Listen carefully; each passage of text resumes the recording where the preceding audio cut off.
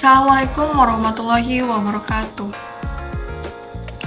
Puji serta syukur marilah kita panjatkan kepada Tuhan Yang Maha Esa, serta sholawat dan salam tak lupa tercurahkan kepada junjungan kita Nabi Muhammad SAW.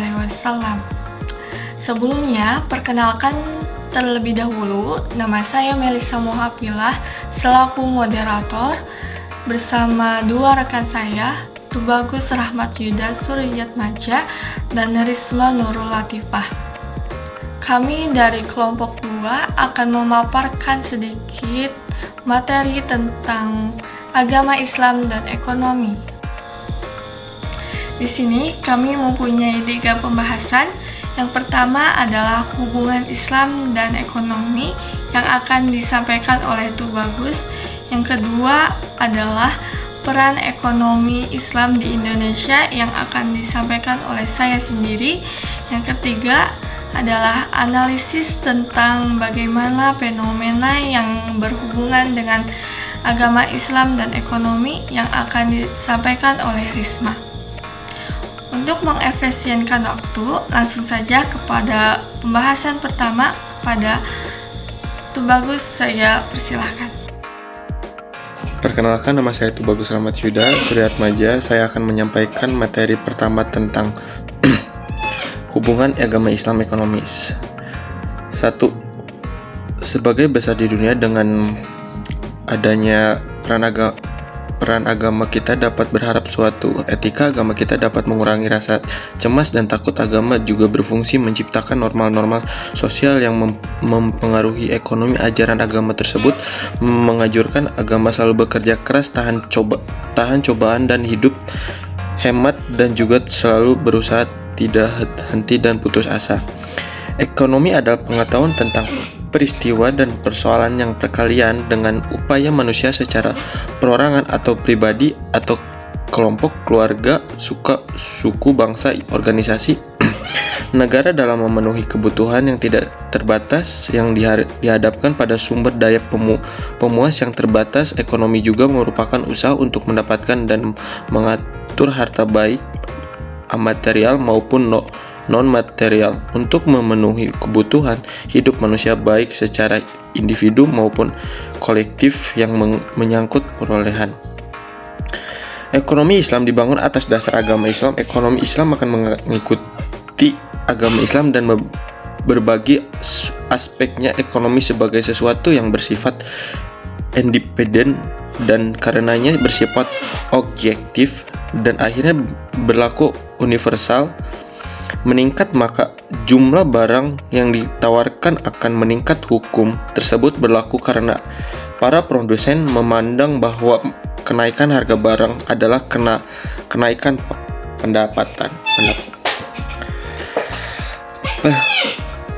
Pandangan Weber tentang hal ini adalah penolakan terhadap tradisi atau perubahan yang cepat dalam metode dan evaluasi terhadap kegiatan ekonomi tidak akan mungkin terjadi tanpa dorongan moral dan agama. Namun dia juga mengajukan bukti bahwa tetap terjadi perbedaan dalam cara yang ditempuh oleh berbagai kelompok keagamaan untuk ikut ambil bagian dalam kapitalisme yang mapan.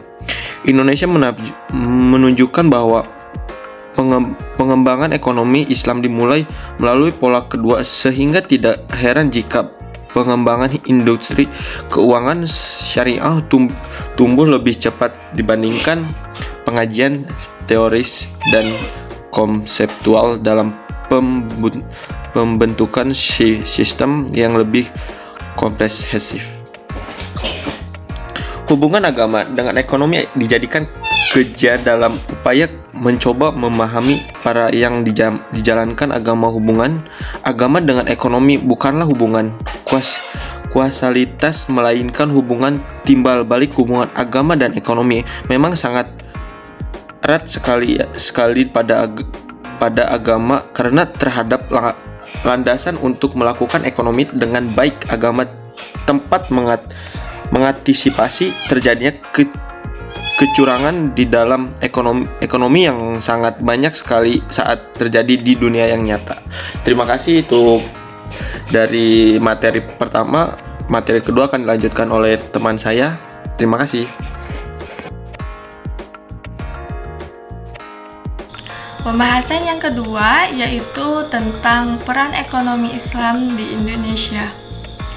Perkembangan ekonomi Islam di Indonesia berdampak positif terhadap perekonomian di negeri ini. Perkembangan ekonomi Islam Indonesia telah menawarkan banyak manfaat bagi masyarakat Indonesia. Salah satu keuntungan utamanya adalah meningkatkan kesadaran tentang keadilan sosial. Konsep ini sangat penting bagi masyarakat Indonesia karena merupakan salah satu komponen utama dan pengembangan ekonomi yang berkelanjutan. Dengan mengembangkan prinsip-prinsip keadilan sosial, masyarakat dapat mempromosikan kesejahteraan bagi semua orang. Selain itu, ekonomi juga menyediakan berbagai instrumen finansial yang lebih ramah lingkungan dan menekankan pentingnya mengembangkan ekonomi yang berkelanjutan.